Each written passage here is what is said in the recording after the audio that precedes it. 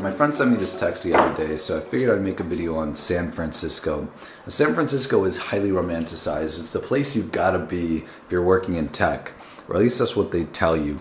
Now, I've only been to San Francisco once, so I was flown out there for an interview. And the interview was on Friday, but I asked them to fly me back on Sunday so I could check out the city and see if it's a place I could see myself living in. When I got there, I was absolutely blown away by how much of a dump the place looked like. First of all, the hotel looked like a love hotel, and I felt like I was in the ghetto. Now, I was hungry, so there's this diner nearby. I was going to walk to it, so I leave the hotel, immediately turn right, walk up this dark, empty street. And this homeless guy starts limping towards me, and I felt like I was in a zombie apocalypse movie. Now, coming from Manhattan, I'm used to homeless people. The homeless people there are crazy. They'll often shout obscenities, and sometimes they'll be very aggressive, but they're generally predictable. The homeless people in San Francisco are an entirely different breed. Feels like they're all on bath salts or some kind of crazy drugs. I don't even know what to expect from them. If this guy had pulled out a needle or started throwing feces at me, I wouldn't have been surprised. I was telling my friend there that it felt like a giant mental institution had just shut down and dumped all its patients onto the streets. And he was telling me, yeah, that actually happened. And I thought he was joking, but I actually looked it up, and it turns out it's actually true. Mental hospitals in different states, in Las Vegas, they'll literally take their mental patients, throw them on Greyhound buses, which will just drive to San Francisco and drop them off on the streets, which explains a lot. Now, the nice parts of San Francisco are really nice. You know, aside from the giant ghetto in the middle of it called the Tenderloin, the nice parts are beautiful. It's hilly, got the trolley cars, the pier. But I guess what bothers me so much about it is just the enormous imbalance. It's got the most expensive housing in the country, more so than even Manhattan. And despite this enormous wealth, you've got just such blatant poverty, just right there on the streets. You've literally got tech billionaires riding around on hoverboards with $6 lattes, while you've got settlements of homeless people in tents just right there spazzing out on the ground. It's absurd. Yes, it's where most of the tech jobs are and the highest paying jobs are, although most of your salary is going to get eaten up in rent. But it's definitely got that Kool-Aid culture where everybody has this inflated sense of self-importance where they think they're changing the world with their photo sharing app. Like, get over it, you're not curing cancer here. I mean, come on now. I guess if all you do is live and breathe tech and venture capital, then it's the place to be.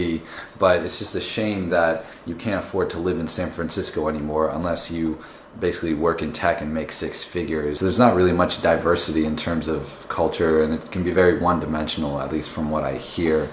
In terms of the dating scene, it's definitely a sausage fest, a raging sausage fest. I don't see why any man would willingly want to move to a city where 80% of the people are dudes. I don't judge if you're into that, like that's totally fine, but it's just not my scene. But if you're a woman, have fun. Don't even get me started on Silicon Valley. Now, at least San Francisco is a city. It might be like a small, medium-sized city, but it is a city.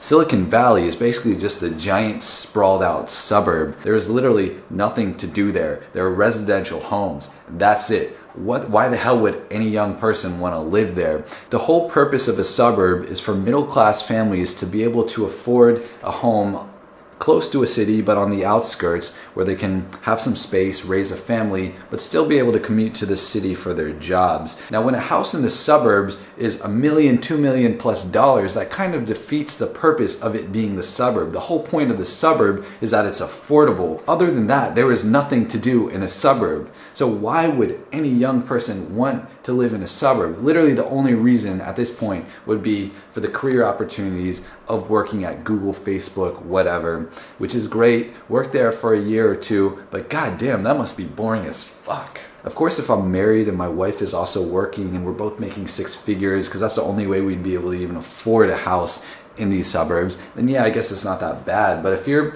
20 years old and you're single, why the hell would you want to live in a suburb? Again, the whole point of living in a suburb is that it's affordable, and it's not affordable. So it's literally just stupid. And now you have engineers working at Google making six figures and living in trailers. Like, what the hell is this? I think Silicon Valley is past its prime. I don't see why anybody would willingly want to start a business there and deal with the outrageous housing prices that are not getting any lower when there are tons of other cities where you can find just as much talent and not have to pay a hefty premium in salary that goes straight to the landlords. You've already got some high-profile people leaving the Bay Area, like Peter Thiel, I think Tim Ferriss. It's not even about the money for them because they're obviously filthy rich. Their complaint centered a lot, at least for Peter Thiel, centered a lot on the culture, just the one-dimensional culture. And I didn't even mention this one part, which is apparently is very politically correct. Basically, if your opinion strays from the hive mind, politically correct opinion that you're supposed to have,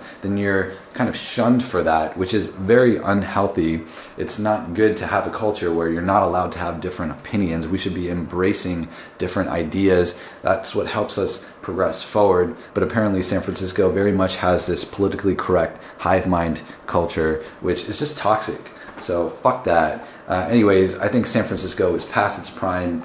I never understood the appeal. I mean, I guess from a career perspective, but just everything else, to me, it just doesn't really outweigh the negatives. Although, you know, I guess I'm not really in tech anymore, so what do I know? But I'll admit I'm a bit biased here because I think San Francisco is highly overrated. The housing prices are just outrageous. There's just such enormous wealth with such blatant poverty. And all of these problems are emblematic of everything I hate about America and the first world. And we really need to get our shit together. But honestly, I don't really have much faith in America or any of these first world countries solving these problems, especially America.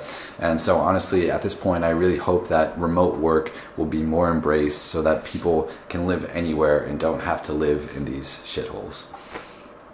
That's it. I'm out. Ridiculous. Peace.